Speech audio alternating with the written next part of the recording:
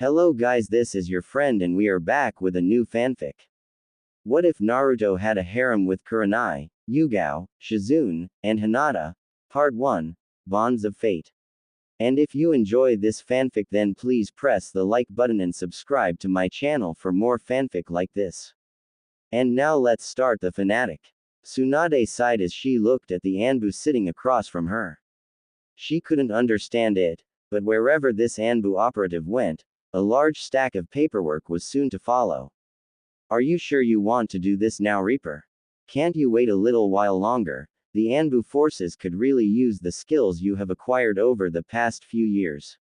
And your record over the past year has even surpassed Kakashi's and Itachi's. You are becoming somewhat of a legend around here. Tsunade said. Even if she wouldn't admit it, she was quite impressed with the growth the young man in front of her had achieved over the past 3 years. Hi, Hokage-sama, I've been away from my friends for too long now, and while I have earned a few new friends in Anbu, my place is with the Konoha 11. Don't worry though, Hokage-sama, I'll still be available for missions if you need me. I've appreciated everything you have done for me over the past 3 years. Training in Anbu as well as with Aro Sennin has really helped me change from who I once was. Reaper said gratefully. Alright Reaper, I'll sign the papers and send the over to Anbu HQ. You will be reinstated as a special Junin until we can have someone evaluate your skills. Even though I should promote you straight to Junin, you were only technically a genin when you entered Anbu, and that was hard enough for me to explain to the council. This will at least keep them off our case for the moment. Tsunade said as she pulled out 2 sheets of paper and started to sign them. Ba-chan, why are you signing 2 sheets? Shouldn't there only be one? The Anbu asked, as he ran his hand through his spiky blonde hair. God damn it, Naruto, why can't you keep calling me Tsunade-sama, or Hokage-sama? Tsunade yelled as a tick mark formed on her head, and these second papers are for Neko-san. She asked to be taken off Anbu duty whenever you quit so she could be placed on a team with you. Aside from changing that young woman's view on life, you seem to have made quite the impression on her as well. She added with a smirk, enjoying the faintest of blushes that appeared on Naruto's face.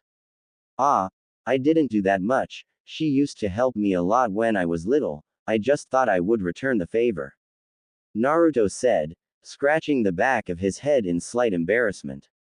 But okay, I would be happy to work with Neko-san if that is what she wants. She is one of the only people who can give me a decent Kenjutsu spar anyways.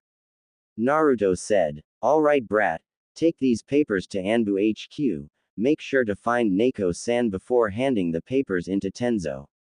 Tsunade said as she handed the papers to Naruto, who left via Shunshin to his destination. His growth rate has been extraordinary over the past 3 years, hasn't it, Tsunade-hime? Came the voice of Jiraiya as he entered the Hokage Tower through the open window. I'm almost glad he denied my request to train him. Even as one of the legendary Sannin, there would be only so much I could teach him. Yes, Naruto has definitely exceeded my expectations, however I am happy that you still managed to train him every so often over the course of the past few years. I really don't think there would be a lot of people who could keep up with him now. Tsunade said as Jiraiya took the seat Naruto was just in. He learns as quickly as his father did when I was his sensei. It's almost scary how much Naruto resembles his old man. It won't be long before people start to recognize who he is. Jiraiya said, suddenly getting serious. While Naruto is capable of handling himself against tough enemies, when we reveal his lineage it will put a big target on Konoha from both Iwa and to a lesser degree Kumo. Tsunade sighed, leaning back in her chair while looking at the portrait of the Yondaime Hokage. Indeed, however, this is what Naruto wants. Besides, he will not be alone. Naruto has made a lot of powerful friends while in Anbu, and don't forget that everyone in the Konoha 11 are quite capable themselves. Hopefully now he will be able to get the recognition he has wanted his entire life. What about the council? Surely they will try and get Naruto into the CRA, and Naruto probably wouldn't like being forced into something like that. Jiraiya asked. Honestly, I'm not sure how to go around bringing that up around Naruto. We will have to talk to him about it and see what he wants to do with the information. I'm not going to force him into anything he doesn't want to do, counsel be damned. Tsunade replied. Alright, well, I'll leave talking about that to the brat, up to you, Tsunade Haim. My opinion might be a little biased. Jiraiya said with a lecherous grin, earning a smack from Tsunade. Stupid pervert. She sighed as she looked out the window. 15 minutes later, Anbu HQ. Naruto sighed as he entered Anbu HQ. He had greatly enjoyed his time in Anbu, and if he had to be honest with himself, deciding to leave was probably one of the hardest decisions he had made since deciding to join in the first place. Asking around for Neiko, Naruto finally located her in one of the many training facilities going through her Kenjutsu katas, and waited till she was finished to address her. As good as ever, Yugao-chan, Naruto said as he made his presence known. I just came from Tsunade-sama's office and have some papers you might be interested in looking at. What have I told you before about using my real name, Reaper-san? Yugao said in a bit of a teasing tone. Not to, but come on, Yugao-chan, when have I ever been one to follow the rules? Naruto replied with a smirk as he took his Anbu mask off, revealing his well-defined facial features. Over the past few years, Naruto had pushed himself to be able to get to his current level, and his body showed it. While he wasn't a muscle-bound freak like some shinobi cough, the Yondaime Raikage cough, you could tell he was muscular, even through his Anbu uniform. Touché, Yugao muttered as she took the sheet of paper Naruto offered it before reading it. Naruto watched in amusement as Yugao's eyes went wide before a gentle smile crossed her face. That and the fact that neither of us are Anbu anymore, Naruto said with a smirk, although I have to ask why you wanted to leave to be on a team with me. I thought you loved being in the Anbu. I did, and I still do, but for the longest time me being in Anbu was so I could forget about Hayate-kun. For a while I had even hoped that doing S-ranked mission after S-ranked mission would eventually make me able to see him again. Yugao started as she too took her Anbu mask off. When Tenzo said that you would be joining Anbu, I was surprised. From what I remembered at the time, you had little to no skill as a shinobi. Hey, I take offense to that. I knew a few things. Naruto said with a pout, making Yugao smile again. Two techniques do not count as a few things, Naruto-kun, and while I admit I was impressed that you knew both the Rasengan and Shadow Clone Jutsu, you should have known other things as well. But you took your first year of training here very seriously, and after learning the secret of the Shadow Clone you started improving in leaps and bounds, quickly rising through the ranks of Anbu, almost to the same degree as Kakashi-senpai and Itachi-san. Yugao stated, making Naruto blush slightly at being praised by the beautiful Kunoichi. Yay, alright, but that still doesn't answer why you want to be on a team with me, Yugao-chan. I mean, I'm probably gonna be put with Kakashi-sensei for a while again until I can get my full promotion. You sure you can put up with him without trying to kill him? Naruto asked. I think I could manage, Naruto-kun. And to answer your question, the day you asked me to start teaching you Kenjutsu is probably what impacted this decision most. If not for that day, we would never have become friends and I would most likely still be trying to get myself killed doing S-rank missions. You made me realize that I still had a lot to live for, and that Hayate-kun wouldn't want me to be how I was. Yugao said as she gained a semi-far-away look in her eyes. You give me too much credit, Yugao-chan. What kind of friend would I be if I couldn't help you? And besides, you were there for me a lot when I was little, so it should be me who is thanking you. Naruto said with a smile. We should probably go and see Tenzo now so we have enough time to get all of our stuff cleaned out of our lockers and go back to see Tsunade-ba-chan. You are never going to stop calling her that, are you, Naruto-kun? Yugao asked with smirk. Nah, especially to her face. It's a good way to test my reaction time whenever she hurls something at my face. He replied with a laugh as they both left the training room on their way to see the Anbu commander. Tsunade's office, same time.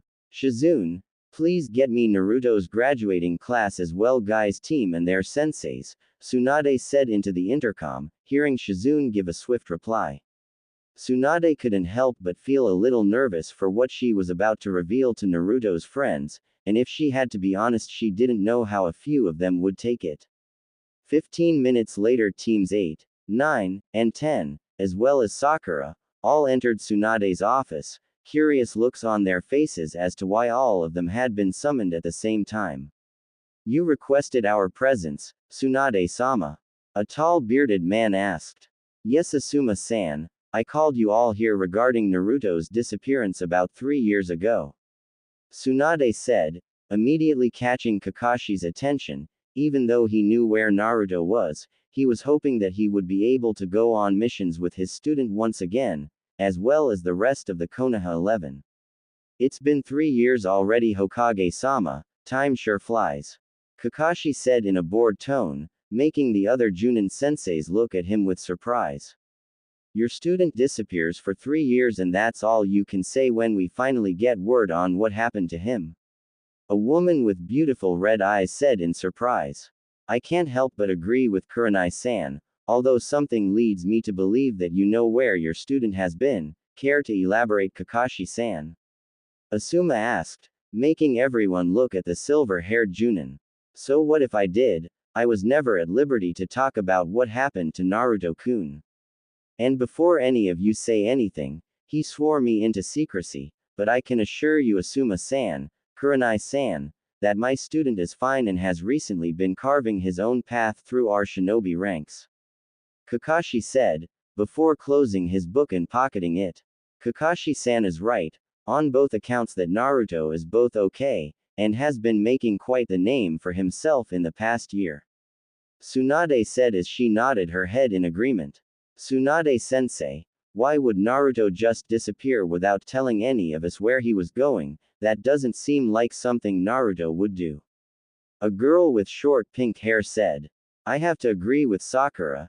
Tsunade-sama, it seems highly unlikely that someone like Naruto would disappear without at least telling his friends he was alright, especially since his disappearance was right after the failed Sasuke retrieval mission. Kurenai said, looking back and forth between Kakashi and the busty Hokage. Both you and Sakura are right, Kurenai-san, the Naruto you knew would never do something like that. But the Naruto you once knew is no longer alive. Tsunade said with a small smile, shocking everyone present.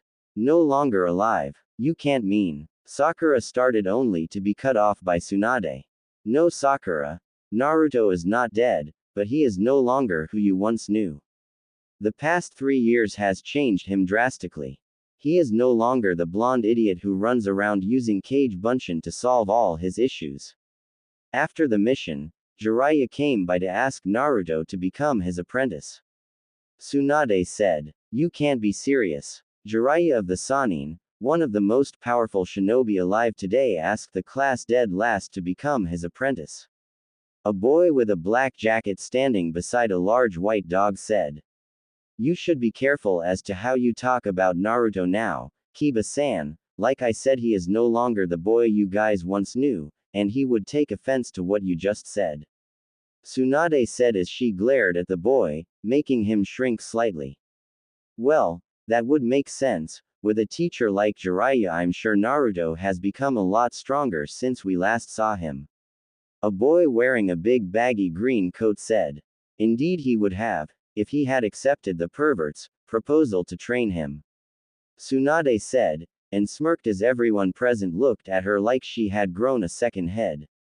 Naruto refused to be trained by one of the Sannin. Why would he do something like that? Asuma asked. It's not an everyday occurrence to be offered training by one of the legendary Sannin. Indeed he did. The reason why is that Jiraiya would have had to take him away from the village for 3 years to train him, and Naruto didn't like the idea of being away from his home for so long. But that doesn't mean Naruto has not received training from that stupid pervert, he just never had to leave the village to obtain it. Tsunade said. So, Naruto has been in the village for the past 3 years, then how come none of us have ever seen him? Sakura asked, looking between Kakashi and her current sensei, hoping at least one of them could give her an answer. The reason for that, Sakura, will be explained as soon as Naruto gets here, which should be fairly soon actually.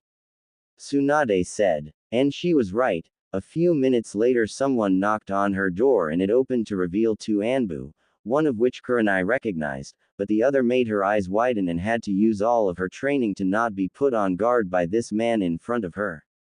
He was a tall man who radiated power and respect, but that's not what scared her. The man's attire is what put her on guard. The standard gray Anbu equipment had been dyed black, and wear and tear was evident on his armor, sword scratches, holes, and burn marks. Over top of the armor was a long, ragged black cloak that had a large hood which covered a lot of the Anbu's face, but not enough for Kurenai to not be able to recognize the mask. Reaper, Kurenai whispered, immediately earning both guys and Asuma's attention as they too were busy studying the Anbu in front of them. What's so special about that mask? Sakura asked Kurenai, as she tried hard to suppress her fear of the man who just entered the room. Each Anbu mask is special to those who wear them, but there are select few who get masks custom made. The Reaper mask is one of, if not the, rarest Anbu masks to be given out. Kakashi explained, a hint of pride evident in his voice. Of course he had known of Naruto's growth in Anbu over the past 3 years, but to be given the Reaper mask, that was something that not even he could have done, and he was regarded as one of the best Anbu in Konoha's history. Kakashi-senpai is right. The Neko masked Anbu said. The Reaper mask is one of the highest honors you can get in Anbu. Not even Kakashi was eligible for the mask after his term in Anbu, and he was regarded as one of the best to have ever graced the Anbu ranks. Even our current commander still calls him senpai. Neko said in a teasing tone. Even though I wish he didn't, but may I ask why you are here, Neko-san? Kakashi asked. Everything will be explained shortly, senpai, but continuing on, the Reaper mask has a few conditions that need to be met before it can be given out. For starters, a perfect record for missions, including S-ranked. Aside from that, a certain number of both A and S-ranked missions must be completed. Lastly, and probably the hardest for us Anbu because we don't get put in bingo books often, is an S rank with a flea on-site rank given in every bingo book across the elemental nations, including the small ones. Neko finished, making the rookies go wide-eyed as they looked at the person who, judging by hire, couldn't have been much older than them. I really wish you wouldn't have brought them here, Tsunade-sama. You should have asked, or at least told me in advance. Reaper said. I'm sorry, Reaper. I just thought this would have been best. The Hokage replied. Fine. But I want something in return for this. Reaper said, shocking the Genin and Junin at the bold declaration. If I may, Anbu-san, but you are in no position to demand anything from the Hokage. Asuma said, earning nods from a few in the room. You are in no position to tell me what I may or may not do, Asuma-san. My relation with Tsunade-sama is mine and mine alone, you would do well to remember that. Reaper said in a cold tone. You may have the Reaper mask, but you don't scare me. Asuma said as he reached for his trench knives, but froze as he felt a kunai held against his back as Reaper appeared behind him, shocking those present with his speed.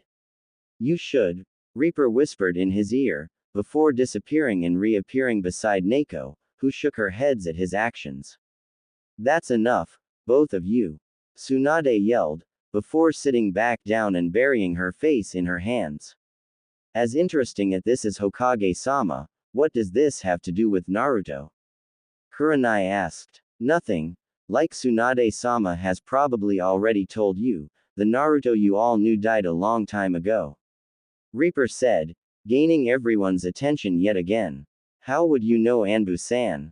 A girl in a traditional style Chinese dress with her hair in dual buns said. Because I killed him, Reaper replied, shocking everyone before he and Neko removed their masks. Naruto, Sakura stammered. How? Why? What do you mean why? Please elaborate, Sakura-san. Naruto replied, shocking the young girl at how he addressed her. He had always addressed her as Sakura-chan before, and she would never admit it to anyone, but it hurt that he didn't call her that. Why didn't you tell any of us what you were doing? We all thought you were dead. I thought we were a team. Sakura asked, tears threatening to fall from her eyes. You finally decided to care, Sakura-san. Naruto scoffed. While I do admit we were a team, we weren't a very good one. As you have all said in the past, I was the dead last. Sakura has book knowledge but couldn't put it to practice in the field. And all Sasuke cared about was getting revenge on his clan. He didn't give two about us, and he proved that when he shoved a Chidori through my chest. As that conversation was going on, Kurenai had brought Yugao off to the side as well. She knew how much her friend loved to be in Anbu and was surprised to see her here with Naruto. What did you pull me aside for, Kurenai-chan? Yugao asked her friend. What do you mean what? I thought you loved Anbu. Why are you here with Naruto, who is apparently leaving Anbu? Kurenai asked, making Yugao sigh, as she had not expected her friend to be there when she resigned. I made arrangements with Tsunade-sama a while ago, asking to be placed on a team with Naruto-kun when he decided to resign from Anbu. She explained. Kurenai's eyes slightly widened when she heard Yugao call him kun, but decided not to ask about it. That still doesn't help me understand why, Yugao-chan. Anko and I have been asking you to leave Anbu for years and you never listened to us. And now, just like nothing, Naruto makes you want to leave. What happened over the past 3 years? Kurenai asked, curious as to why Naruto was suddenly able to get through to her friend. Mention of Naruto's name managed to snap a young indigo-haired girl out of the trance she had been in after learning Naruto was in fact the Reaper masked Anbu, and decided to listen in on the older women's conversation. I'm not entirely sure myself, Kurenai-chan, but Naruto-kun was able to change how I viewed life. After Hayate-kun's death, I didn't know what to do, so I began doing S-rank mission after S-rank mission, trying to keep my mind of things, or worse, get killed.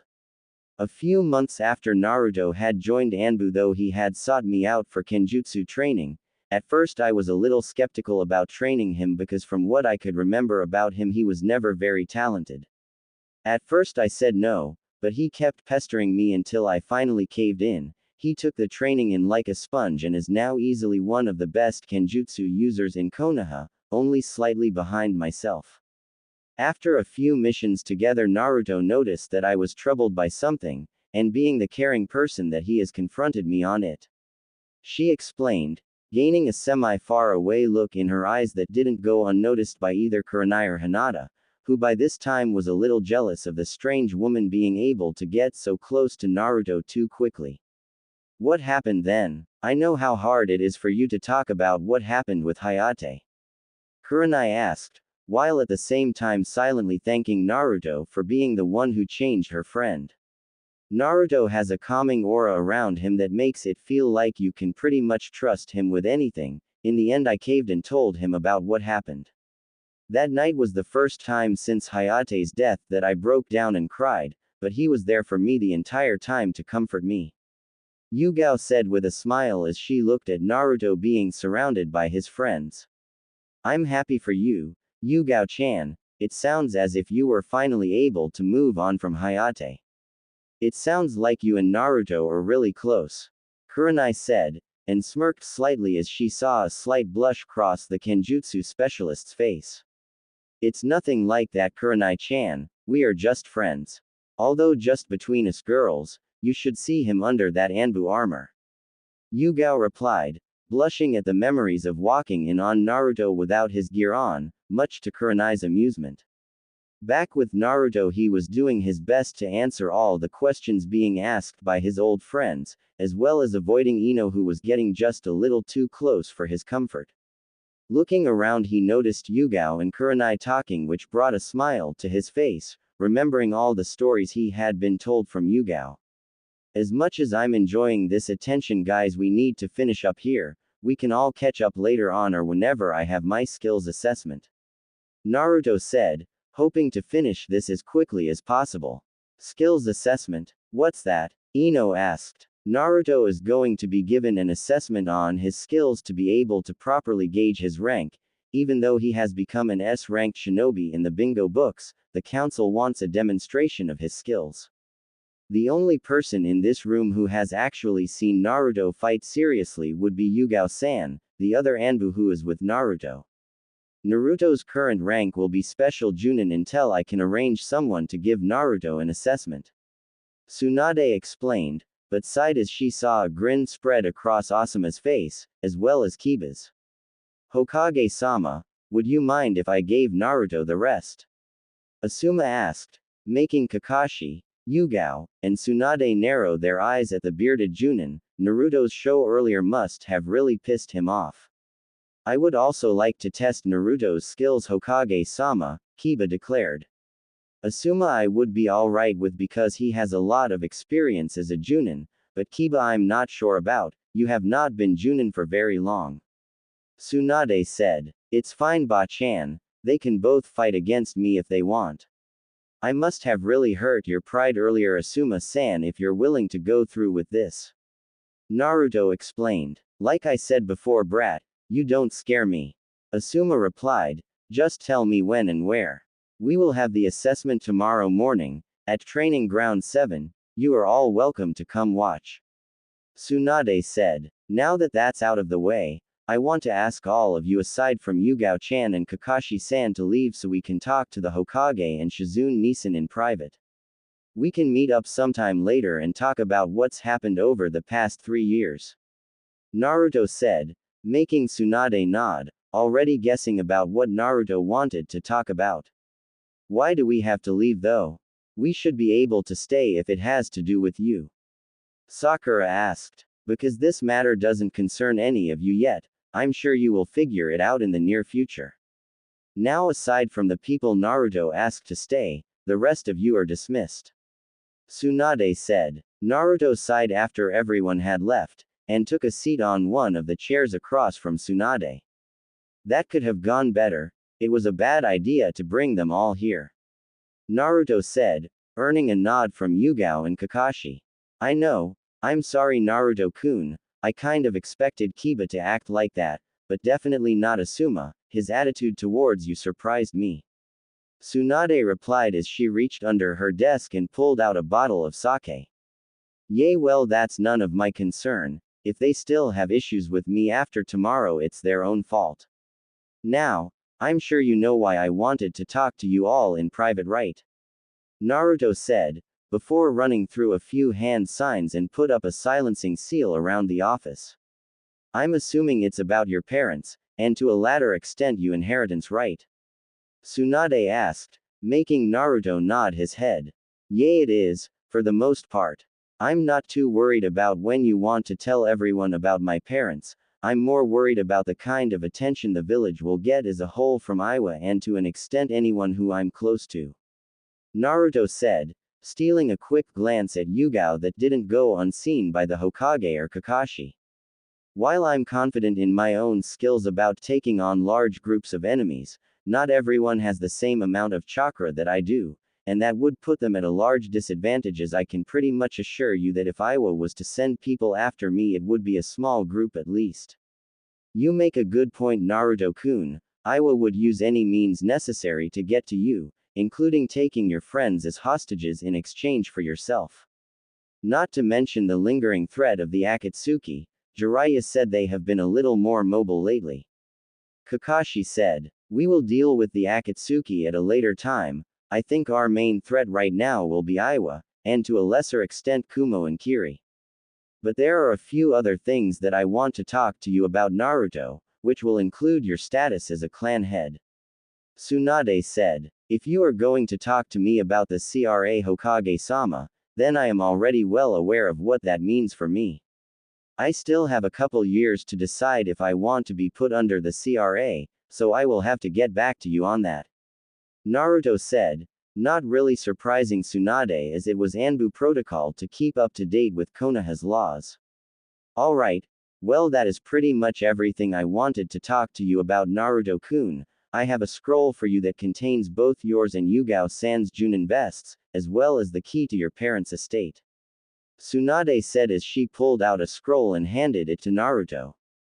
Thank you Hokage-sama, I will see you tomorrow at Training Ground 7. Naruto replied before doing a few more hand seals and releasing the silencing seal before he and Yugao left the office. He has grown a lot, hasn't he, Tsunade-sama? Kakashi asked, making the Hokage smile and nod her head at the elite Junin. With Naruto and Yugao. So Naruto-kun, do you even know where you are going? Yugao asked, making the blonde scowl at her. Of course I do, I looked up where my parents' estate was a few months ago. Naruto explained, what about you? Do you have anywhere to stay? Well, I could probably crash at Kurenai-chan's or Anko-chan's place for a while. Yugao said, she didn't really have a place to stay as she no longer had the keys to the apartment Hayate and her had shared before he died. I see, how about you stay with me for a while? Naruto asked, slightly shocking Yugao, before she got a teasing look on her face. I don't know, Naruto, I don't think you could handle me just yet. She said, I wouldn't worry about that, Yugao-chan, I'm a stamina freak who knows Kage Bunshin, I'm sure I could take care of all your needs. Naruto said seductively, making the ex-Anbu captain blush slightly. But seriously, Yugao-chan, we used to sleep in the same tent when we were on missions, I'm sure there are tons of rooms in my parents' house, or you could even sleep in one of the smaller houses around the compound.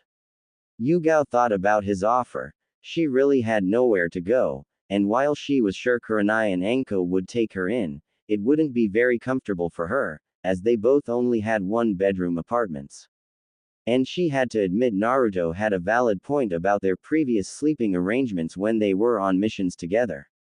Alright, Naruto-kun, if you're sure you're okay with this, then I'll gladly accept your offer, thank you. Yugao said with a smile, which in turn caused Naruto to smile. Things were starting to look up for both of them. With nothing for either of them to grab, Naruto and Yugao quickly made their way over to the clan district to find the Namikaze compound, which was located between the Hyuga and Abram clan compounds, not sure if they are close in the actual show or not, but just run with it.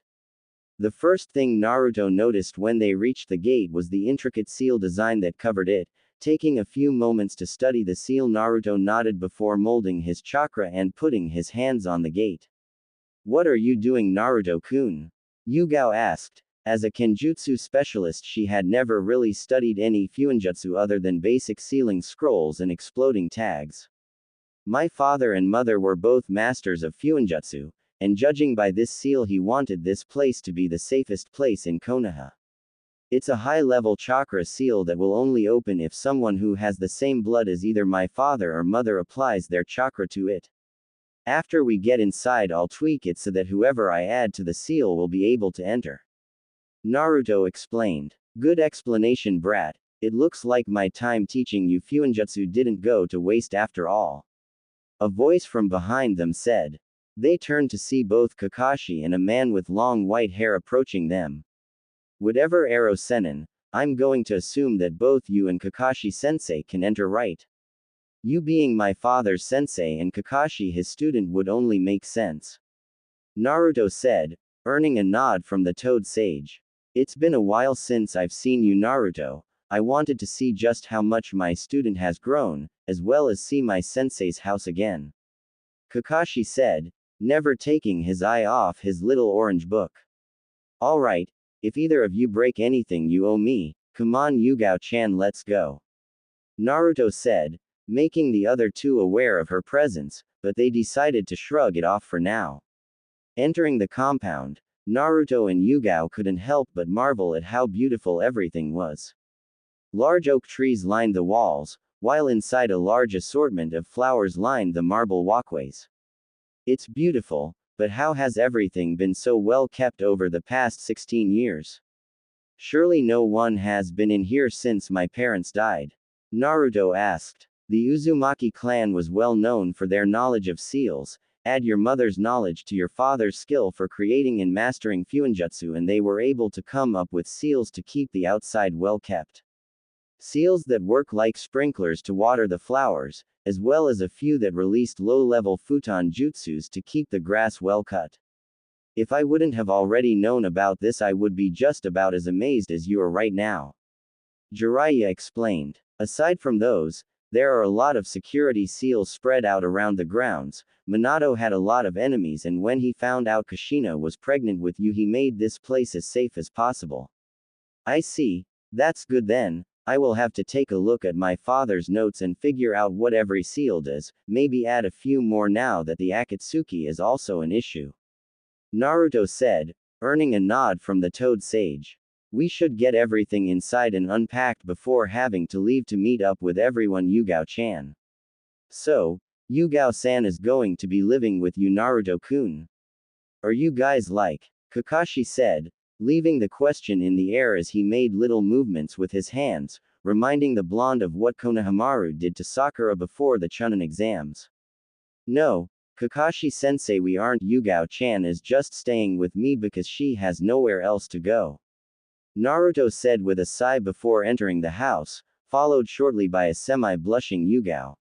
Right, Kakashi said as he followed them in. Well, at least the outside was well kept. Naruto said as he looked around his new house. He was hoping his father had a similar setup inside as he did outside, but judging by the amount of dust and cobwebs, it had been too much to ask for. Naruto made 10 shadow clones and sent 2 of them upstairs with his and Yugao's bags, while telling the rest of them to start cleaning as he, Yugao, Kakashi, and Jiraiya started to explore the house. Even with all the dust, Naruto had to admit it was a beautiful house, but having lived in a shitty apartment since he was little, just about anything else would feel nice. The main floor was home to the living room, dining room and kitchen, while the upstairs was mainly bedrooms and bathrooms.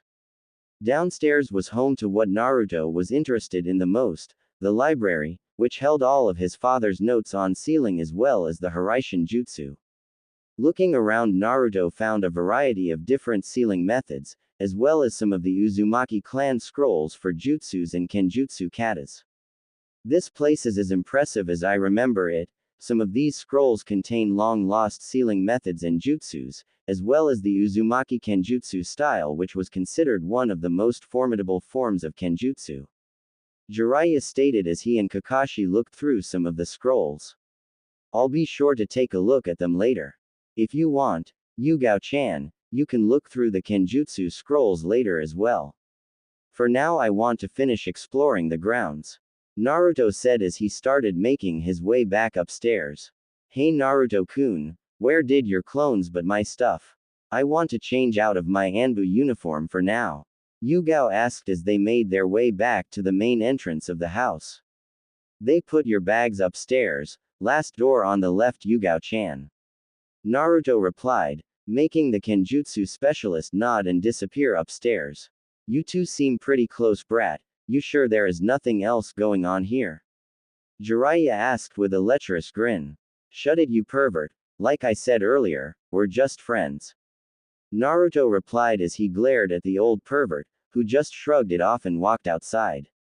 Whatever, brat. I'm going to go do some research. I'll see you guys in the morning for your skills assessment. Jiraiya said as he shunshined out of the compound. I think I'm going to take off as well, Naruto. I've already seen the rest of the grounds before, but I will catch up with you guys later when you meet everyone else, alright? Kakashi said, earning a nod from the blonde as he decided to use the gate to get out. A few minutes later, Yugao came out of the house dressed as a normal Junin, and Naruto would be lying if he said he didn't find the kunoichi to be very attractive. Where did Jiraiya-sama and Kakashi-senpai go, Naruto-kun? Yugao asked as she walked up to Naruto, who was currently trying his best not to stare at her. The pervert said he was going to go do some research, which means peeking on the women's bathhouse, and Kakashi left to do Kakashi things, I guess, probably trying to come up with a few more lame excuses as to why he is late all the time. Naruto replied, earning a light giggle from Yugao. Alright, well, let's finish looking around, and then we can go get something to eat before meeting up with everyone. Naruto said as they started walking around the compound a little more. Back behind the house they found the training grounds, and a few ponds and steams to practice Suiten jutsus. It's gorgeous back here. Yugao said as she took everything in. Yay, it's definitely something else. My old man sure knew how to make the most of the space given to him. Naruto replied. I'm going to go change, and then we can go grab something to eat before meeting up with everyone else, alright? A few minutes later, Naruto appeared wearing standard Anbu pants and combat boots, with kunai holsters on each leg, and a black tank top over a mesh armor shirt. Yugao couldn't deny that Naruto was attractive. He had grown a lot over the past few years, and now easily stood as tall as Kakashi. Having lost all of his baby fat over 3 years of rigorous training, he had a very defined figure, and you were able to easily see his muscles underneath his mesh armor. He had let his hair grow out, and now had the same jaw-length bangs that framed his face, just like his father. Yugao was sure that Naruto would start having issues with fangirls, especially after his status as the Namikaze clan leader was announced. The thought of Naruto having fangirls made Yugao feel weird inside. She couldn't exactly pinpoint what the feeling was just yet, but she would have to talk to someone about it eventually. Ready to go, Yugao-chan? Naruto asked as he made his way over to her. I'm ready, Naruto-kun. Where did you want to go? She asked as they started walking towards the gate. How about that sushi bar you always talked about on missions? Naruto asked as they stepped out, but came face to face with someone he didn't want to deal with just yet. Hinata Hyuga. Over the past 3 years he had matured greatly, and now understood why the girl was always blushing around him, and while he would admit that she was very beautiful now, he couldn't return the feelings that she had for him. Naruto-kun, why are you coming out of the Yondaime's sea compound? Hinata asked, making Naruto curse under his breath. They should have just left by Shunshin. I'm sorry, Hinata, but I'm not allowed to talk about it. It's the reason why Tsunade-sama asked you all to leave earlier. You will all figure it out eventually, but for now you don't need to know, sorry. Naruto replied before he and Yugao quickly left via Shunshin, leaving Hinata alone in the street, thinking that maybe her father would know why. With Naruto and Yugao, that was close, Naruto-kun, good save. Yugao said with a smirk as they appeared near the center of Konoha. It was my own mistake, we should have just left by Shunshin, and I can only assume that Hinata is going to ask around as to why we would be there now. Naruto sighed out. She was bound to find out eventually. From what I remember, your father and Hiashi seemed to be fairly close friends.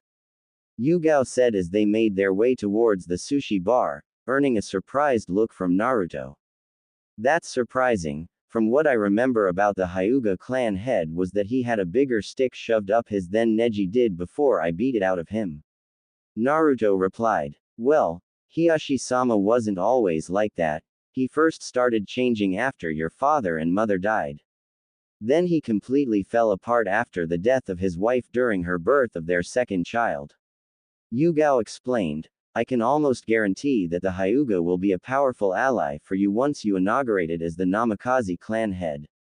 I see, it would be good to get to know him then, especially if I was to ever become Hokage. Naruto replied, can I ask you a question, Yugao-chan? Of course, Naruto-kun. With my mother being a part of the Uzumaki clan, and my father being from the Namikaze, I can't decide what name I want to take. While I would like to have my father's last name, I feel it would be unfair to my mother, and vice versa. Naruto said. Yugao could see where Naruto was coming from. With him being the last of 2 famous clans, he didn't want to be the reason that either one of them died out. Maybe try talking to Tsunade-sama about taking both last names. It's rare, but in your case it might be allowed. Then it would be a joint Uzumaki Namikaze clan. Yugao suggested, earning a nod and smile from Naruto. Thanks, Yugao-chan, I think I'll do that. Naruto replied. After a quick meal at the sushi restaurant, Naruto and Yugao went to join the rest of Naruto's friends at one of the shinobi bars located around Konoha and spent the rest of the night telling stories about some of their missions as well as how they met. Next morning, Yugao woke early the next morning to the sound of clashing steel. knowing it was probably just Naruto training. She decided to get up and gauge where his kenjutsu skills stood in comparison to her own. Yugao would admit that in both taijutsu and ninjutsu, Naruto was easily more powerful than her, but when it came to kenjutsu she was still slightly better than him, although she knew that with a little more time, Naruto would surpass even her. Getting dressed in her regular Junin gear, Yugao made her way downstairs and into the backyard, where sure enough Naruto was in a large-scale battle with his clones. Even with her trained eyes she could hardly keep up with Naruto's speed, so a lot of what she saw was just a blur, followed by a puff of smoke, followed by another blur as Naruto massacred his clones left and right. With only 4 clones remaining, Naruto decided to stop his relentless assault and set up with his ninjutsu in a defensive position. A few moments passed before 2 of the clones charged Naruto, one aiming to sweep Naruto's legs out from underneath him while the other came from above attempting to slam him into the ground. Naruto flipped over the leg sweep before stabbing his ninjutsu into the ground and using the hilt to propel himself into a skyward kick that connected with the above clone's chin, making him dispel. After landing on the ground, Naruto took out a kunai and engaged the second clone in a quick taijutsu battle, which ended when Naruto managed to stab the clone with his kunai. After watching the first 2 clones get beat in close combat, the remaining 2 clones decided to try a long-range battle. Going through the required hand signs, both clones yelled out their respected jutsu. Kaden. Grande Fireball Jutsu. Both clones yelled in unison, as 2 large fireballs sped towards Naruto from either side, before he too went through a series of hand seals. Sweden. Water Encampment Wall. The original Naruto shouted, before a large dome of water surrounded him, protecting him from the dual fireball attacks. Hidden Mist Jutsu. Naruto whispered, before a thick mist rolled in over the battlefield which Naruto disappeared in. A few moments later, Yugao heard 2 popping sounds and the mist started to dissipate, showing an unscathed Naruto holding his ninjutsu. Clones, I didn't expect them to fire 2 grande fireballs at me. Naruto mumbled as he made his way over to Yugao. Enjoy the show, Yugao-chan. Quite the performance, Naruto-kun. I was a little surprised when the clones started using jutsus though, you usually only use them in either taijutsu or kenjutsu spars. Yugao said. Yay, well, I can't always control what my clones do. Now I know how you and Kakashi-sensei must have felt trying to train me, although I never hurled 2 high-ranking jutsus at either of you. Naruto said, making Yugao smile slightly. Well, at least they didn't actually hit you, right? Yugao said with a giggle as they made their way inside. Whatever, Yugao-chan, I'm going to make some breakfast before going to my skills assessment. You want anything? Naruto asked, receiving a nod as his answer. Naruto went to the kitchen to fix them both something to eat. So are you ready for the skills assessment, Naruto-kun? Yugao asked when Naruto returned with their breakfast. Of course, Yugao-chan. While both Asuma and Kiba are strong in their own rights, I have faced tougher opponents and did just fine. Naruto replied, earning a nod from Yugao. She knew how strong her friend was, but she still worried about him. Even still, Naruto, it would be good not to underestimate Asuma-san. He wasn't made one of the daimyo's guardians for nothing. Yugao warned. I know, Yugao-chan, I'll be careful. Naruto said, I hope Ba-chan will keep us together. After working with you for so long, it would be really weird for me to work with anyone else other than maybe Kakashi-sensei. I know what you mean, Naruto-kun. The only reason I left Anbu was to be on the same team as you. I'm sure Tsunade-sama will keep her end of our deal. Yugao replied, earning a nod from Naruto before they continued their breakfast in relative silence, just enjoying each other's company. Few hours later, Training Ground 7. Naruto and Yugao were surprised to see that they weren't the first to arrive at the training ground. The only people who had yet to show up were Kiba and Asuma. As Naruto and Yugao went over to the group, Naruto couldn't help but shudder when he saw the looks that Ino and to a lesser extent Hinata were giving him, making Yugao smirk at him. I never would have thought that Konoha's Reaper, one of the most feared shinobi to come out of Konoha since the Yondaime, would be scared of a blonde-haired fangirl. Yugao teased, earning a glare from Naruto. You have no idea how persistent she is, Yugao-chan. I'd rather face A and S-ranked criminals than have to deal with a persistent fangirl. Hinata isn't as bad because she is too shy to actually try something with me, but I'm not so sure about Ino. Naruto replied, as he put as much space as he could between the platinum blonde and himself. How was your night, brat? Have a good time alone with Yugao-san in your house? Jiraiya asked with a lecherous grin, shocking those present who didn't know Yugao was living with Naruto-kun. Can it, you pervert, before I get Tsunade to knock some sense into you? Naruto replied, ignoring the looks he was getting from those present.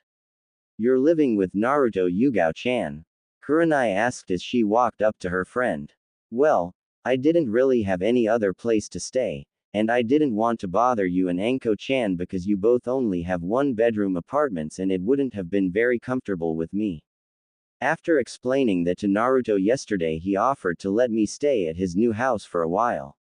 Yugao explained, earning nod from Kurenai. Ba-chan, is Iruka-sensei going to be coming?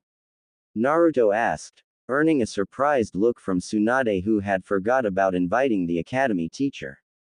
Shit. Sorry Naruto, I forgot. I can, Tsunade started, but was cut off by a wave from Naruto. Don't worry about it, Ba-chan, I'll get him. Naruto said as he made a clone and had it go look for Iruka. So are you ready for this, brat? Tsunade asked as she looked at her surrogate little brother. Yugao-chan asked me the same thing earlier. Naruto replied with a laugh as he stole a glance at his purple-haired friend, and I'll tell you the same thing I told her, of course I am. I just hope they can give me a decent fight. Confident are we? Tsunade asked with a smirk, as even she didn't know the full extent of Naruto's strength. I didn't become Konoha's Reaper for no reason, I earned my mask, Ba-chan. Naruto replied with a smirk of his own, making Tsunade nod. I hope you can back that up, Naruto-kun. Asuma-san is no slouch when it comes to close combat, same goes for Kiba. Kakashi said. I know, there are only a few people in this village who I wouldn't want to fight close quarters, and they are all already here. I'm not too worried about Asuma-san or Kiba-san, but don't worry, Kakashi-sensei, Yugao-chan already made me promise to be careful. Naruto replied, earning a nod from Kakashi. Naruto-kun, is that really you? Said a voice from behind everyone, making Naruto turn with a smile on his face. Iruka-sensei, I'm glad you were able to make it. Naruto said as he walked over and embraced the scarred Chunin. I was worried when everyone had said you disappeared, Naruto-kun. I thought you might have been dead. Where have you been these past 3 years? Iruka asked as they broke apart. Well, for the week after I was in the hospital after I failed to bring Sasuke back, I had a lot of time to think. During that time, Ero-sennin came and told me he wanted to take me out of the village to train. Naruto said, making Iruka go wide-eyed. Jiraiya-sama asked you to become his apprentice. Iruka asked. I did, yay, but the damn brat refused to be taken from the village. He was worried that if he was out of the village he wouldn't be able to protect his friends in case the village was attacked. Jiraiya said, catching everyone's attention as they didn't know the exact reason why Naruto didn't leave with Jiraiya. That's right. I didn't want to leave to village, so I refused. The day I was released I went and talked to Ba-chan and asked to be put into the Anbu program, and after some negotiating with the council I was allowed to join. Naruto explained. So you have been in Anbu for the past 3 years then? Iruka asked. He was shocked that Naruto had been allowed to join Anbu. As much as he hated to admit it because of how he considered Naruto to be a little brother to him, but the Naruto he remembered wouldn't have had the skills to be placed into Anbu. I have, and while I'm still alive I have to tell you that the Naruto you once knew no longer exists. I'm no longer the class dead last who throws Kage Bunshin around just because I have the chakra capacities to do so. Naruto said, shocking Iruka again as he wondered just how much Naruto had changed over the past 3 years.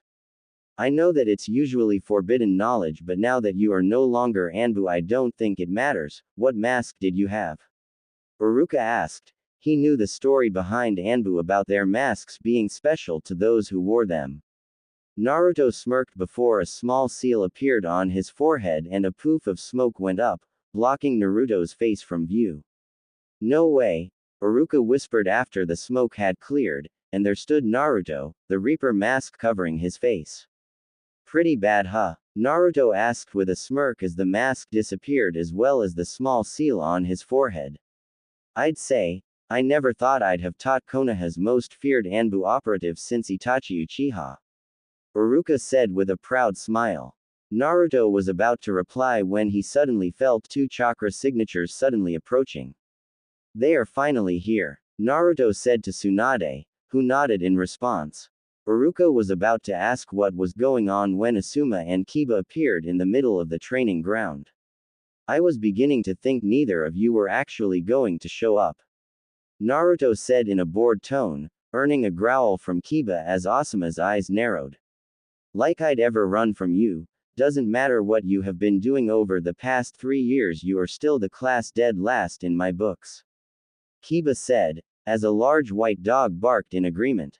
Whatever Kiba, whatever issue you have with me is none of my business, but be warned, I'm not the same kid who took abuse from you all those years ago, Naruto said as he narrowed his eyes and stood across from the two Junin. Alright, this is going to be a fight between the two Junin Asuma Sarutobi, Kiba Inzuka, and Special Junin Naruto Uzumaki. It will be a 2-on-1 fight so we can gauge Special Junin Naruto Uzumaki's skills in combat, Tsunade said as everyone quieted down and started paying attention to the training field. Do you think Naruto-kun will be okay, Sakura? Ino asked as she looked over at her longtime friend and former rival. I'm not sure, Ino. Sure, the fact that Naruto has been in Anbu for the past 3 years is impressive, but he is fighting against two of Konoha's best close quarters Junin, Sakura replied, not taking her eyes off her former teammate. What do you think, Neji-kun? Will Naruto be okay or was he all talk? Tenten asked her teammate. While I find it hard to believe Naruto would be able to fight both Kiba and Asuma-san at the same time, he wasn't called Konoha's most unpredictable ninja for no reason. I think Naruto will surprise all of us, Neji replied. Are all fighters ready? Start, Tsunade yelled, and instantly Naruto started going through a set of hand seals that both Kakashi and Sakura recognized. No way, Sakura said, just before Naruto finished his jutsu. Hidden mist jutsu, Naruto shouted, as just like this morning a dense mist started to envelope the training ground. Kiba, stay close to me, I'm going to try and make the mist go away, Asuma said before going through his own hand signs. Futon. Great wind breakthrough, Asuma yelled, but was shocked when his attack didn't blow the mist away.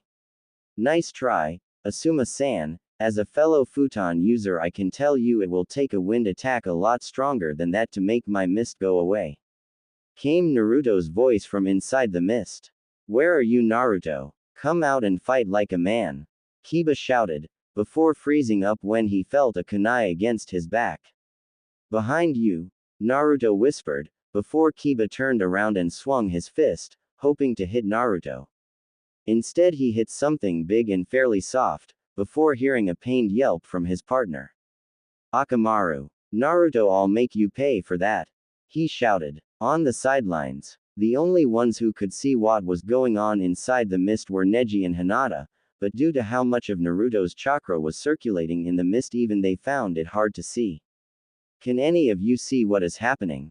Sakura asked. It looks like Naruto used his speed inside the mist to get behind Kiba before saying something and disappearing again. Kiba turned and tried to hit Naruto but took Akamaru out instead, Neji explained. Pretty sneaky tactic. Without Akamaru, Kiba won't be able to use his Fang over Fang technique to its full capability unless Akamaru is able to get back up by the end of the fight. But Naruto will need more than that to win this fight, Kurenai said, glancing over at Yugao, who didn't look concerned at all. Don't worry, Kurenai-chan. Naruto is just getting warmed up. I don't think he will even need to bring out his big guns to finish this fight, Yugao said as she examined the mist, before noticing it was starting to clear. Back in the fight, as the mist cleared, Asuma noticed that he and Kiba had been separated, and now stood on either side of Naruto. Kiba, go at him together, let's end this quick. Asuma yelled as he took his trench knives out and rushed Naruto, matching Kiba, who rushed in with kunai. Hoping the coordinated attack would push the fight in their advantage, Asuma and Kiba upped the pressure against the blonde, throwing a whirlwind of strikes and combos towards Naruto, who seemed unfazed by their coordinated attack and simply dodged all their strikes. Why aren't you fighting back, Naruto? Too scared? Kiba taunted, but something about the way Naruto was smirking at him made the Inuzuka shudder slightly. One word for you, Naruto started, making Asuma's eyes widen at the sudden influx in chakra coming from the blonde and Kurenai with a log on the opposite side of the training field. Boom. Naruto ended with a smirk before enveloping Kiba in a large explosion, sending the boy flying across the training field and into a tree, where he slumped over unconscious. I'd suggest getting him to the hospital, Naruto said as he looked over at the shocked spectators. On the sidelines, Kiba-kun, Kurenai yelled as she rushed over to her old student. Although impressed with how Naruto was handling himself so far, she felt as though he could have gone a little easier on her student. Holy shit! Ino shouted, what the hell was that? Naruto Kurenai with an exploding clone shortly before the mist cleared. He placed himself between both Kiba and Asuma in hopes that they would engage him together. It was a trap and Naruto led them into it perfectly. Yugao explained, having seen Naruto use this tactic before on missions. How do you know that's what he did? Are you sure it wasn't just luck? Ino asked, but then shrunk at the glare Yugao gave her. The reason I know this is because I've seen Naruto use those two jutsu in combination before. The only difference this time is the amount of chakra he used. Normally when Naruto traps his foes like this, all that's left is bits and pieces. Yugao explained, making everyone shiver, realizing that this new Naruto was not someone to with. Back in the fight, so Asuma-san, do you still want to fight? Naruto asked as he walked back into the middle of the training field, surely you have seen enough. Don't get brat.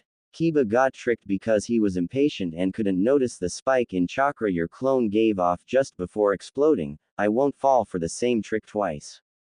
Asuma said as he started pumping more futon chakra into his trench knives, making them sharper and longer. Very well then, Asuma. Make sure you don't get caught again. Next time I won't hold back. Naruto said, before doing a few hand signs. Kaden. Fire Dragon Jutsu.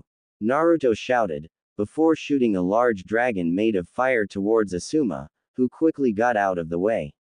Despite his current situation, Asuma was impressed that the blonde knew not only futon, but Kaden as well. You're good brat, I'll give you that, but you're still too young to be able to beat me. Asuma said. Kaden. Ash burning pile.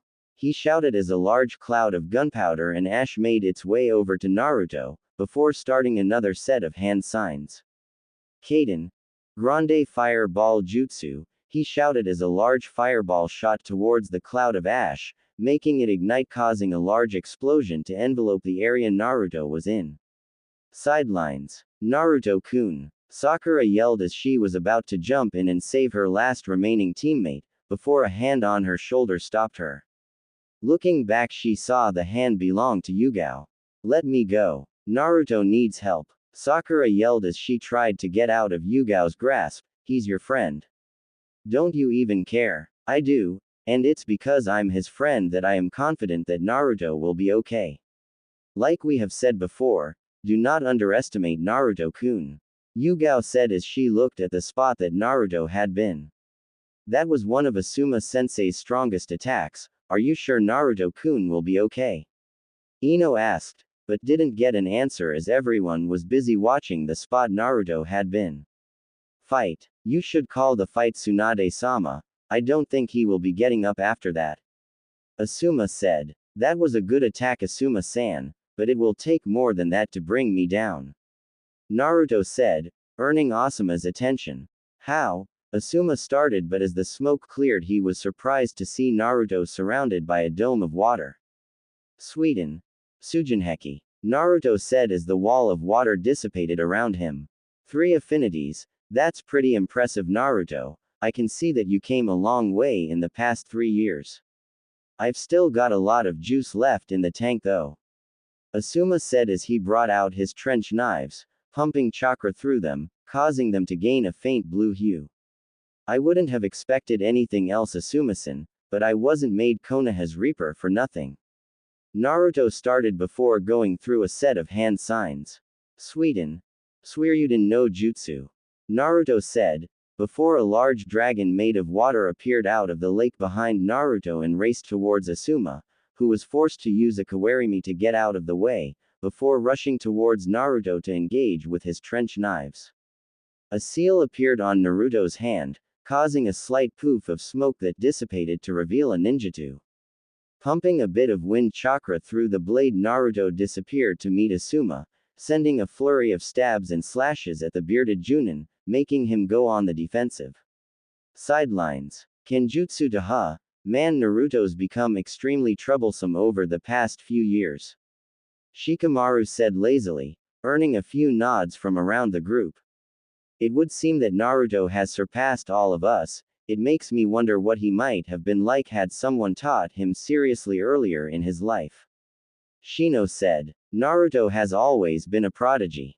Yugao said, earning the group's attention. He may not have been like Sasuke or Neji, who were both born with natural talent. I would put him in the same category as Lee-san, a prodigy of hard work. Naruto trained day and night at Anbu HQ to get to the level he is at now, and according to him he still has tons of room to improve. I have to agree with Yugao-chan. Kurenai stated, but even at that pace, Naruto has grown exponentially over the past 3 years. It would take more than just being a prodigy of hard work for him to grow from the level he was at, to the one he is currently on. That is true, but Naruto is a special case in regards to another area as well. Yugao replied, earning questioning looks from a few of the younger shinobi. How so, Yugao-san? Sakura asked. The Kage Bunshin is a special kind of clone, one that can send information back to the original once being dispelled.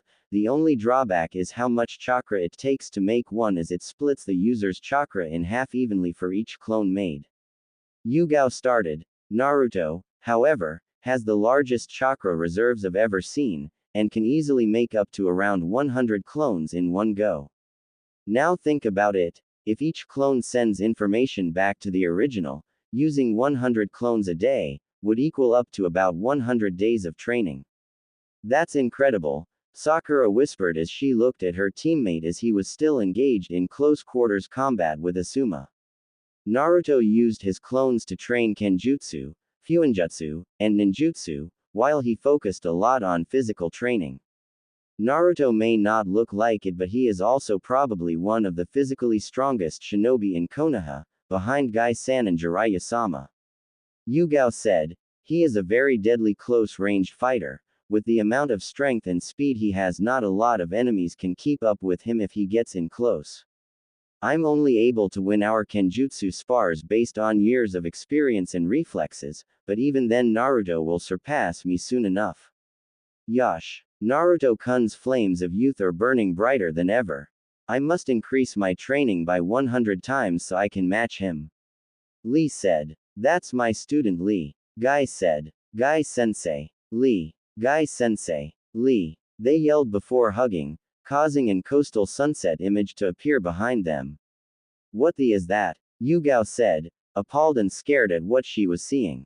It's best not to think about it, Yugao-san. Tenten said with a sweat drop. Fight. It seems that Guy-sensei and Lee are the same as ever. Naruto mused to himself before ducking under a punch Asuma had sent at his face. It would be best not to take your eyes off me, Naruto. It wouldn't do well for you to go back to Yugao-san missing an eye. Asuma said confidently. Same could be said for you, Asuma-san, don't get too. Naruto replied, before stabbing his sword into the ground to catch both of Asuma's arms. Asuma tried to fight Naruto's grip but found it near impossible to get out, before feeling a strong pain in his gut as Naruto had planted his foot directly into Asuma's stomach, making him cough up a little blood. Naruto, using Asuma's pain as a momentary distraction, released his grip on one of Asuma's hands, before using his now free hand to hit a pressure point in Asuma's arm, rendering it useless as it fell limply at his side. Naruto picked up his sword with his free hand, before placing the tip against Asuma's jugular, causing to bearded Junin to snap back to reality as he felt cold steel against his neck. Give up, Asuma-san. I would prefer it if you do not force my hand any further. Naruto said coldly, sending a shiver down Asuma's spine. I give up, Asuma said, as Naruto retracted his blade before sealing it away again. Good choice, I'd recommend seeing Ba-chan or Shizune-chan to get your arm looked at. Naruto said, earning a nod from Asuma. That was fun for me. If you ever want to have a friendly spar, feel free to find me. Very impressive, brat, Tsunade said as she came up behind the two, followed closely by the others. Yay, that was amazing, Naruto-kun. Sakura said with a smile, making Naruto scratch his head sheepishly. Hee, it wasn't that impressive, Sakura. If I didn't have a chakra-conducting blade like Asuma, the fight could have gone downhill for me. Naruto replied. What did you do to his arm, Naruto-kun? Shizune asked as she gazed at Asuma's limp arm. Oh, I hit a pressure point to make it go limp. You should probably take a look at it to make sure it goes back to normal, Shizune-chan. Naruto said with a smile, making her blush slightly, something that didn't go unnoticed by Tsunade and Yugao. Hi, Naruto-kun, she replied before attending to Asuma. It takes a lot of knowledge about human anatomy to be able to do something like that in the middle of combat, Naruto-san. Shino said, earning a nod from Sakura. Yay. Well, I can't do medical jutsu because of how my chakra is, but I thought it might have helped to learn about human anatomy. Being able to disable an opponent in the middle of combat is a good skill to have if you need to extract information. Naruto said, causing a few of them to shiver at the implication he just gave. Anyways, brat, I think that it's safe to say you have earned this. Tsunade said as she handed Naruto a green Junin vest. Elite Junin Uzumaki Naruto. Make me and your parents proud, brat. Gah, what the happened to me? Kiba asked as he slowly regained consciousness. Looking around, he noticed white walls and ceilings, and could hear low beeping off to his right. I must be in the hospital. That means Naruto won, he didn't survive Anbu for 3 years for no reason, I guess. Ah, you're awake, Kiba-san, that's good. After your fight with Naruto-kun, we thought it would take a lot longer for you to wake up. Shizune said as she entered the room, followed by the rest of Team Kurenai. Kakashi, Sakura and Naruto are Team Kakashi, so why not, right? How are you feeling, Kiba-kun? Kurenai asked. I feel like shit, Kurenai-sensei. What the hell happened? Kiba asked. The last thing I remember is fighting Naruto, then it just went black and I woke up here. After making you accidentally take Akamaru out, Naruto positioned himself between you and Asuma before releasing his hidden mist jutsu. When Asuma saw this, he suggested that you and him both attack Naruto at the same time. What you two didn't know was that Naruto used a kawarimi to switch himself with an exploding clone and lured you both into a trap. Asuma noticed this when the chakra inside the clone suddenly spiked and managed to substitute himself with a log. You, however, were not so lucky and Naruto caught you in the blast, blowing you across the training field. Kurenai explained, making Kiba nod. I can't believe he got so strong. He never had any talent back in the academy. Kiba said, suddenly starting to feel a little bad about the way he acted to his old friend. I up pretty bad, No one expected Naruto to be so strong. I'm sure he would forgive you if you talk to him. Kurenai said, trying to cheer her old student up. Who won the whole fight? Did Naruto beat Asuma as well? Kiba asked. After we took you to the hospital, Asuma tried to use his strongest jutsu on Naruto in hopes that he would be able to take him out. Naruto surprised everyone again by showing that he also had a strong Suiten affinity when he used Suiten, water encampment wall, to protect himself from Asuma's attack. Naruto and Asuma engaged Naruto with his trench knives while Naruto used a special ninjutsu that was able to conduct his chakra. he was eventually able to render one of Asuma's arms useless and forced him to give up. Shizune explained as she checked on Kiba's condition. You should be fine to go home in a few hours, Kiba-san. Alright, thanks Shizune-san. Kiba replied, earning a nod from said medic. So what do you guys think of Naruto's new strength? Naruto-san trained hard in the Anbu for the past 3 years to be strong enough to protect the village. I find it logical to believe that Naruto-san has yet to show his true capabilities. Shino stated. Why yay, and an few days ago I saw him coming out of the Yondaimi's old compound. When I asked my father about it, he wouldn't tell me anything about it. Hinata added, making Kurenai's eyes widen slightly.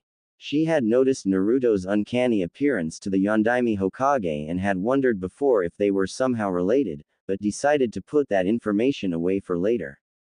That's an interesting discovery, Hinata-chan. Hopefully Hokage-sama will be able to shed some light on everything eventually. Kurenai stated. And I have to agree with you as well, Shino-kun. After Asuma passed out from chakra exhaustion, Yugao explained to us that Naruto was just playing with you and Asuma the entire time. While Asuma is classified as an elite Junin, Naruto explained that Asuma didn't take him seriously and wasted most of his chakra early trying to overpower him. Naruto has very large chakra reserves and by the end of the fight he wasn't even tired. I see, I guess the rest of us will just have to work harder to catch up to him now. Kiba said, earning nods from his teammates and a smile from his sensei. With Naruto and the rest of the Konoha 11, after Naruto's fight with Asuma and Kiba, everyone other than Kurenai's team had decided to stick together and relax for the rest of the day and had invited Naruto and Yugao to accompany them. It took a little persuasion from Yugao, but eventually Naruto caved and decided to spend the rest of the day with his friends who had decided to relax at one of the lakes close to Konoha. So, it looks like Anbu has really paid off for you, Naruto-kun. You really surprised us all earlier today. Sakura said as she sat down beside her old teammate. Yay, it did, but there are still things I could improve at, other jutsus that I intend to master, things I want to create. Naruto replied as he looked out over the lake. How much have you changed, Naruto-kun? Just when I thought I might have been catching up to you, this happens, Sakura thought as she pictured Naruto and Sasuke walking far in front of her, and she couldn't help but frown. What's wrong, Sakura? Naruto asked as he noticed his teammate's sudden mood change. When Tsunade had called us all together yesterday and explained that you were okay and had just been away training over the past 3 years, I couldn't help but feel that we could finally work together again as equals. As much as I hate to admit it, you and Sasuke were always ahead of me when we were a part of Team 7. I thought that maybe after 3 years I had finally caught up to you, but what you showed us all earlier today makes me realize that you and Sasuke are still far ahead of me. She explained sadly. I see. In truth, Sakura, I meant what I said the other day about us not being a very good team in the past. Naruto started, making Sakura lower her head even more. However, that doesn't mean that we can't make things better. You have been receiving training from one of the legendary Sannin over the past 3 years. As much as I enjoy annoying Tsunade, the amount of skill she holds is not something to be overlooked. During my first couple years at Anbu, I was assigned as one of Tsunade's guards. During those days I was able to witness what some of the training she was putting you through. Although you know the secret to Tsunade's super strength, most of the training she gave you was that of a medic nin, and even though I was trained to work in the shadows as an Anbu, my chakra reserves allow me to be a powerhouse. We are probably going to be put on the same team again with both Kakashi-sensei and Yugao-chan. I'd rather have a skilled medic than another ninjutsu or kenjutsu specialist. Thanks, Naruto-kun, I appreciate that. Sakura replied with a smile. We have both changed a lot over the past 3 years it seems, but don't think I'm going to stop trying to catch up to you. I wouldn't dream of it, Sakura. If you ever want a sparring partner, I'd be happy to help. And if you ever become interested in learning kenjutsu, I'm sure I could ask Yugao-chan to help you out. Naruto replied, earning a thankful nod from Sakura. Speaking of Yugao-san, how did the two of you meet?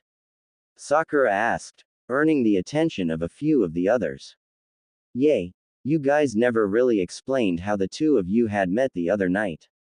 Tenten asked as she, Ino, Neji, Shikimaru, Choji, and Lee all came over to where Naruto and Sakura were. You guys are really interested in that, huh? Naruto said, receiving nods from his friends. He sighed before continuing, Yugao-chan and I have actually known each other since before we started the academy. Due to events surrounding my birth, I wasn't well liked by the villagers, and after I started living by myself they would start harassing me, sometimes going as far as attempting to beat me. After the first few attempts, Sandame Gigi started to assign Anbu guards to watch over me. Yugao saved my skin a few times when I was younger, so when I joined Anbu I searched her out in hopes that I would be able to properly thank her. What I didn't know at that time was that Yugao-chan's fiancé had been killed during the Oto Suna invasion, and she had spent a lot of her time taking numerous S-ranked missions which are considered to be suicide missions. Why would Yugao-san take such dangerous missions? Tenten asked. Her fiancé was Hayate Gecko, our first proctor during the third part of the exams. He was killed by the Suna Junin Baki after he was discovered trailing the traitor Kabuto. The death of Hayate was extremely hard on Yugao-chan, not even her friends could convince her to stop taking missions.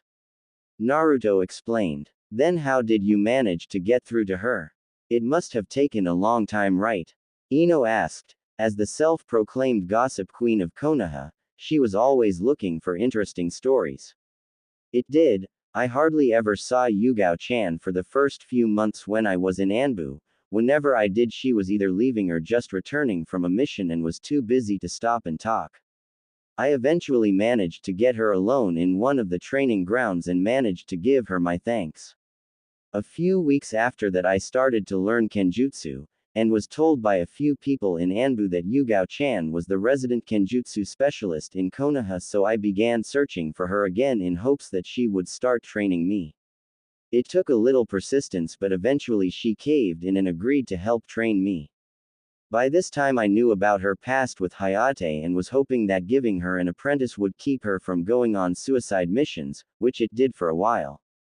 Naruto said. You said for a while, I'm assuming she eventually started doing them again, right? Neji asked, earning a nod from Naruto. Yes, she did. I remember asking her not to, but she just kept brushing me off, saying it was none of my business. She continued to train me in Kenjutsu, but our sessions became few and far between until it got to the point where I would be lucky to get one lesson a week. A few weeks later, Yugao got seriously injured on a mission and had to be hospitalized for a couple weeks.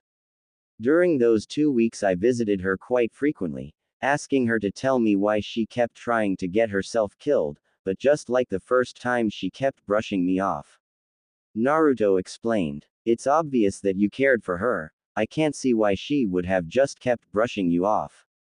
Sakura said. Like Naruto-kun explained, at that time I didn't think it was any of his business. Came Yugao's voice from behind everyone as she looked at Naruto with a small smile. Naruto was very persistent in trying to get me to open up. During that time I didn't know that he already knew Hayate and was just trying to get me to open up to him by myself, but I guess I was taking too long because he eventually snapped on me. I had never seen Naruto lose his cool like that in all the years I had known him. It was a real eye-opener for me. Yay. I know what you mean. It's strange when Naruto-kun gets upset. Sakura said, remembering the verbal lashing Naruto had given her the day before. It is. That day Naruto was able to remind me that I had other things to live for besides Hayate-kun. I had friends like Kurenai-chan, and Anko-chan who would miss me, as well as people in Anbu, including Naruto. After that day I started taking less and less S-ranked missions, while taking more time to train Naruto in Kenjutsu. We eventually went from being just work partners to friends, and he even managed to get me to open up about Hayate-kun's death.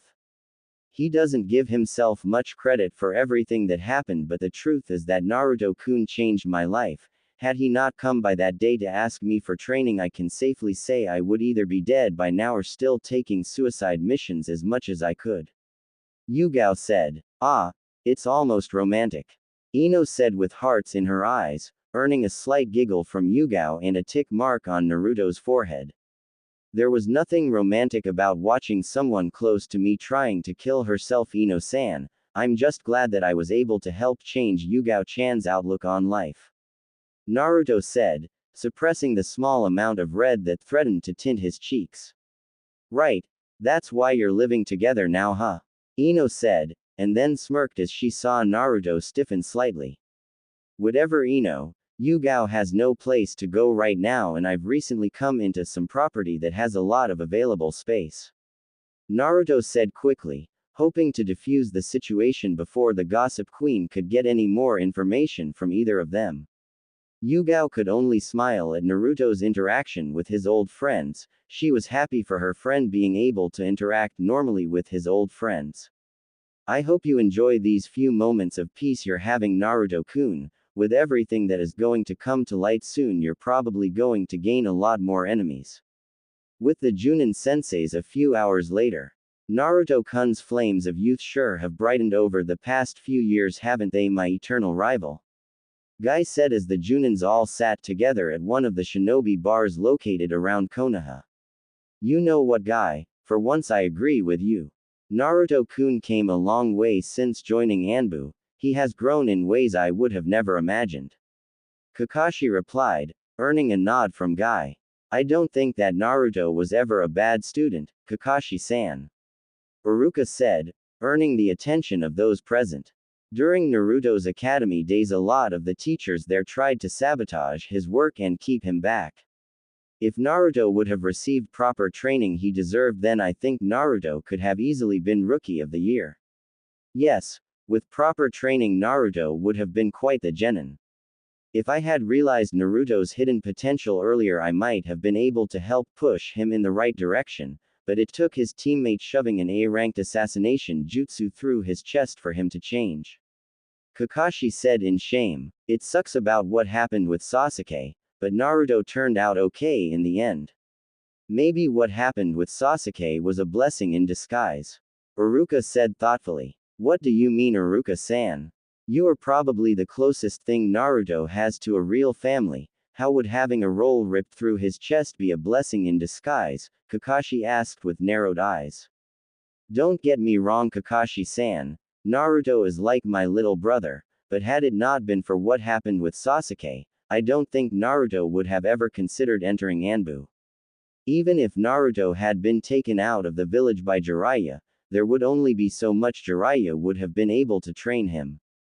Naruto joining Anbu gave him the ability to train not only his physical strength, but he learned to control all three of his elemental affinities and start on his fourth.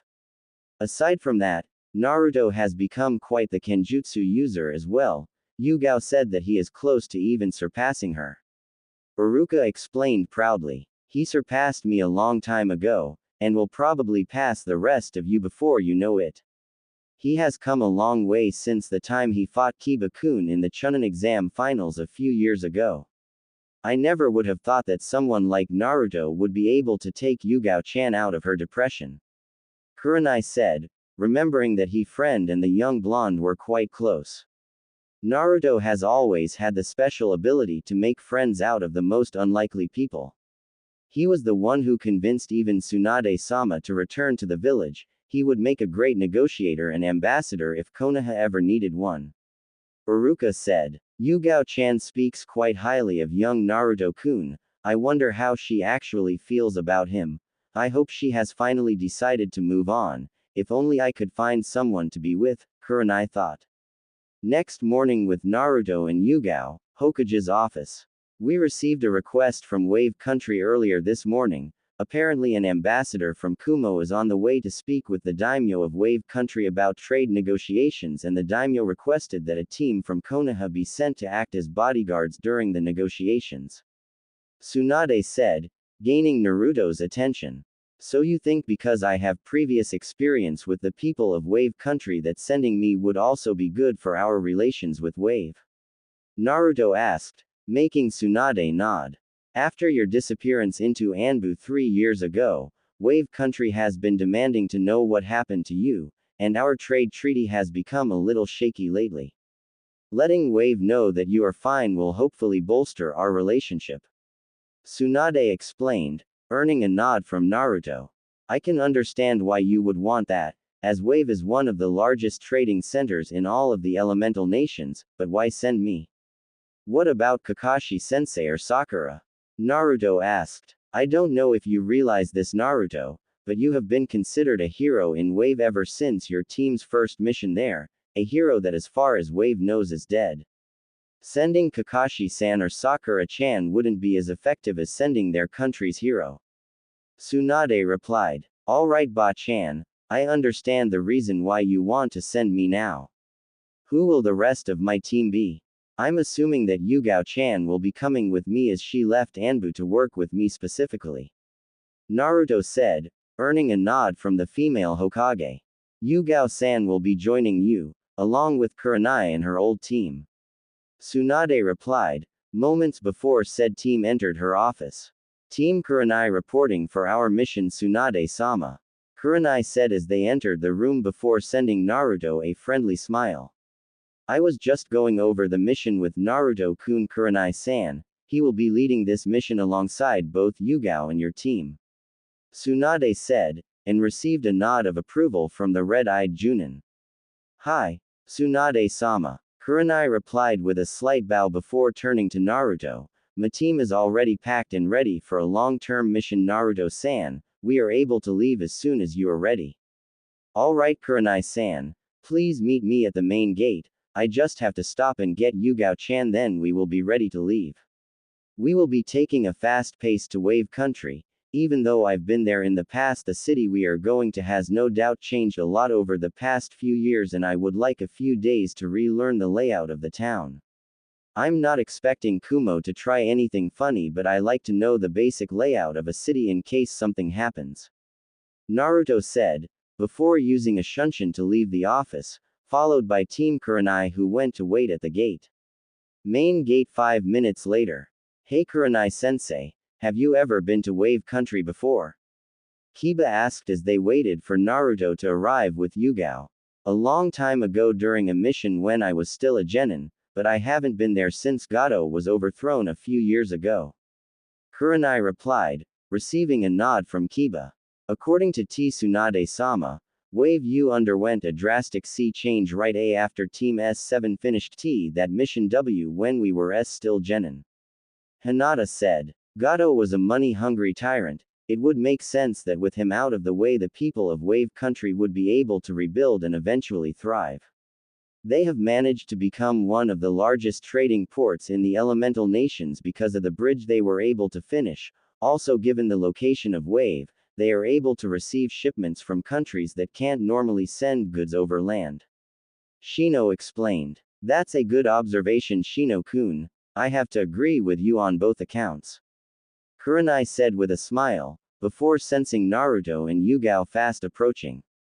Alright you guys, it's a few-day journey to Wave and I would like to get there with at least a day to scout the area. I'm sure Wave has changed greatly since I was there with Kakashi-sensei during the construction of the bridge. Naruto said after appearing with Yugao. I'm not expecting any confrontations while on the way to Wave, but stay close together and don't let your guard down. Later that night, near the border of the Land of Fire. Having made it through the day without any problems, Naruto decided to set up camp in a meadow near the border of Fire Country. Judging by the pace they had set throughout the day, he figured they would make it to Wave early tomorrow night, giving them enough time to rest before taking a day to scout the village. You seem troubled, Naruto-kun, is everything alright? Yugao asked as she landed beside the young blonde. Not really, just thinking about the mission. We should arrive in Wave early tomorrow night, but that's not my issue. I've led dangerous missions before, but I had Anbu backup in case things went south. While I trust both you and Kurenai-san, I don't want to get Kiba, Hinata, and Shino into a situation they might not be able to handle. With my track record for missions going south, I can't help but be cautious about all this. Naruto explained. Konoha and Kumo aren't on good terms right now, and last I heard Kumo has two Jinchuriki who both have full control over their Biju, While I might be able to deal with the Jinchuriki of the two tails, even with you and Kurenai-san here we would be no match for the 8 tails. There are a lot of unknowns in this mission Naruto-kun, but both Kurenai-chan and I have faith in your leadership skills. And besides, even if Kumo were to recognize you I don't think they would try anything while trying to gain a trading contract with a country that considers you a hero. That would be a little counterproductive, don't you think? Yugao explained, earning a nod from Naruto. Thanks Yugao-chan, it feels weird not leading a group of Anbu, but my friends have been training hard as well, I'll just have to trust them to do what needs to be done. Naruto replied with a thankful nod, I'll take the first watch of the night, I'll let you know when it's your turn, alright? Try and get some sleep Yugao-chan. Thanks Naruto-kun, don't be afraid to get me if you feel like something isn't right, you may be strong, but we are still a team and I don't want you to have all the fun. Yugao replied with a smile, before turning and heading towards her tent.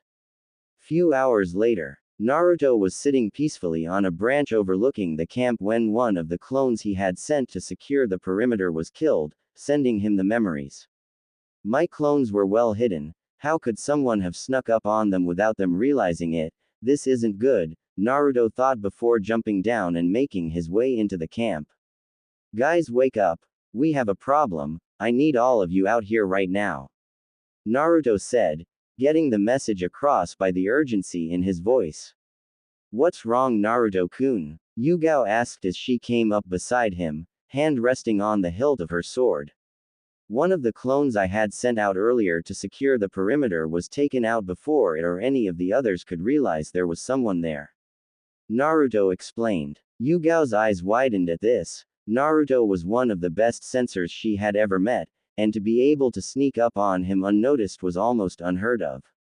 Hinata, Shino, get in the middle of Kurenai, Yugao, Kiba and I Hinata to use her Byakugan to get a full 360 of the area while Shino surrounds the camp with his bugs in case Hinata misses something or the enemy is fast enough to get through unnoticed. Naruto said. What about me Naruto? Kiba asked. Akamaru and I should be able to smell whoever is out there. You can't always trust your nose Kiba. During my years in Anbu I came across reports of ninja able to mask their smell to sneak by Inuzuka. Just be ready for an attack. Naruto said, receiving a nod as they all took up defensive positions. Your reputation precedes you Reaper of Konoha. I would never have thought that one of the most feared Anbu to ever grace the elemental nations would carry such a burden as you do. Tell me, does it speak with you? A voice asked, making Naruto's and Yugao's eyes narrow. How would you know about what I carry? And as for your question, I haven't spoken with it in a long time. Naruto replied. I know many things about you Reaper-san, and also about the organization that hunts that which is inside you young Namikaze. The voice said, making Naruto's eyes widen, along with Kurenai's. You seem to know a lot about me, yet I know nothing about you. Why haven't you shown yourself yet? Are you a part of the Akatsuki? Naruto asked. Acting calm on the outside, yet inside he was anything but calm. How would he know about the Kyuubi? And he also knows about my father, those are two of Konoha's best kept secrets. I'm not yet at full strength Reaper-san, it wouldn't be wise for me to show myself to the world just yet. I could care less about what you hold inside you. What the Akatsuki intends to do is bound to fail in the end.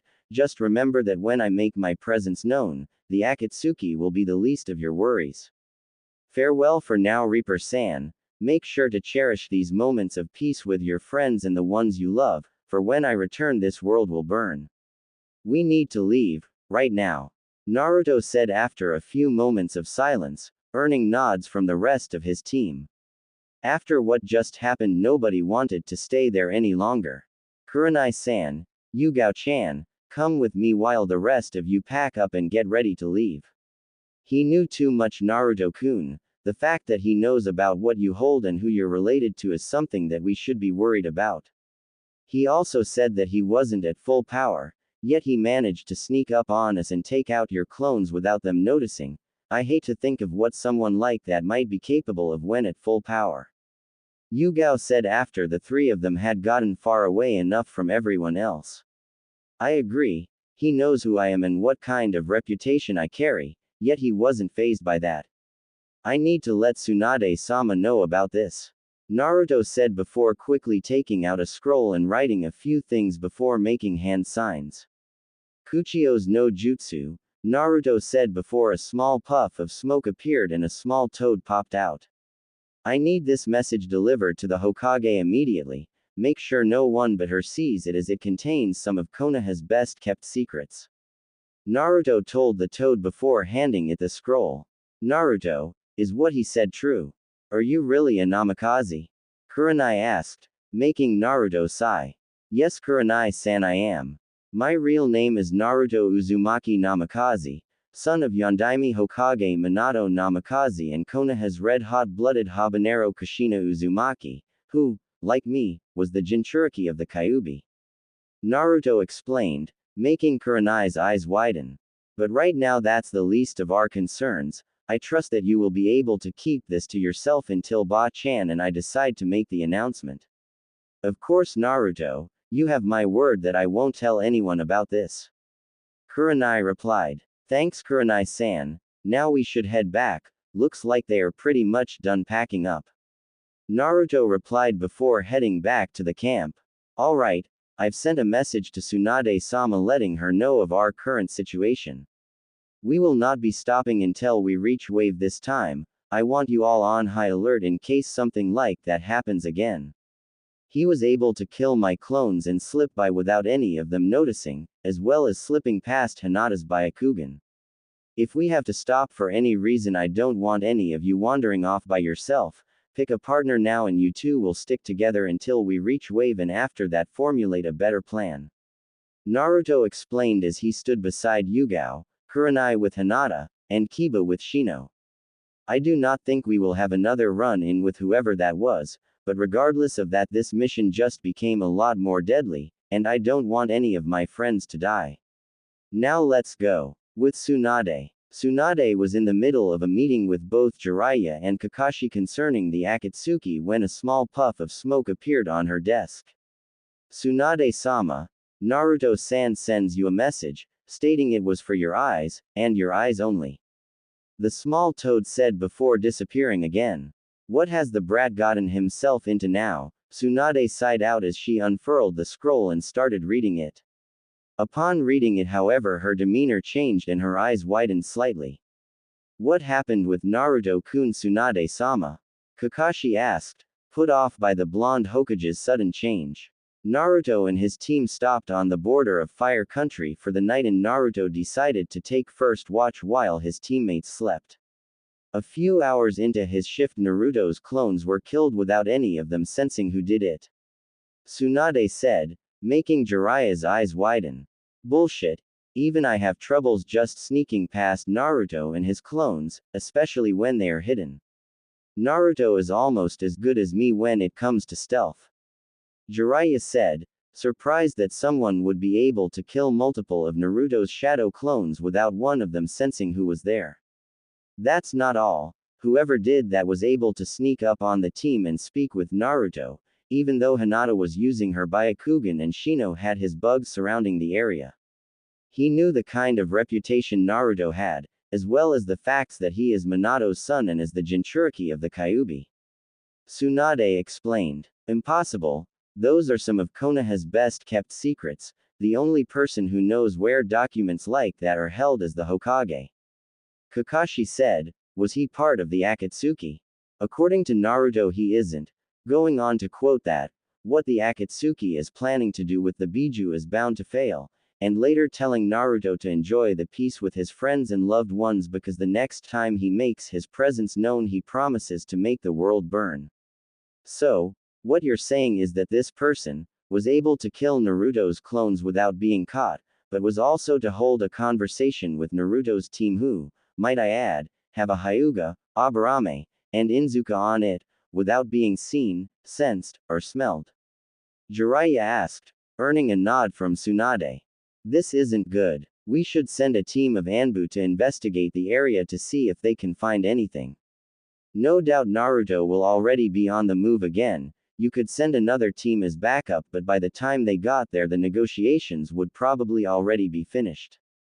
Jiraiya said. Agreed, I'll send a team of Anbu to search the area where Naruto and his team set up camp.